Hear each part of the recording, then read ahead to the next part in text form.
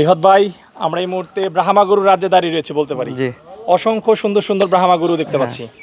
এবং এগুলো আমার প্রোডাকশনে এখানে যা আছে ম্যাক্সিমামই? Maximum production. আচ্ছা আচ্ছা, কতগুলো রয়েছে এখানে? এখানে মোটামুটি 7টা কি 8টা আছে। আচ্ছা আচ্ছা, এক্সক্লুসিভ কি রয়েছে ভাই? এগুলো আসলে যেগুলো আপনি দেখতেছেন এগুলো সবই এক্সক্লুসিভ।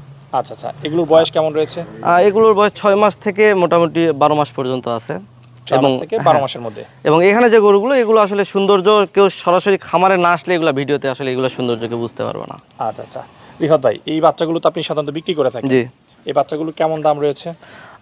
এগুলো আসলে এক একটা জাত, মান, কোয়ালিটি, সাইজ সব কিছুর উপর নির্ভর করে। সো এটা আসলে এভারেজ প্রাইস ওইভাবে বলা সম্ভব না। এভারেজ বলা সম্ভব না। এটা যদি মাংসের গরু হতো বা দেশি গরু হতো হয়তো এভারেজ বলতে পারতাম। আচ্ছা, ব্রাহ্মার পাশাপাশি আর কি কি গরু রয়েছে আপনার কালেকশনে?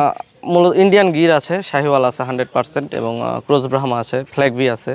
আচ্ছা আচ্ছা, উন্নত জাতের যে ষাঁড় গরু রয়েছে সবগুলি পাওয়া যাবে? হ্যাঁ, মোটামুটি দেশি ব্যতীত সকল জাতি আছে এবং সকল জাতের সর্বোচ্চ পার্সেন্টেজগুলো আমি কালেকশন করি। আচ্ছা।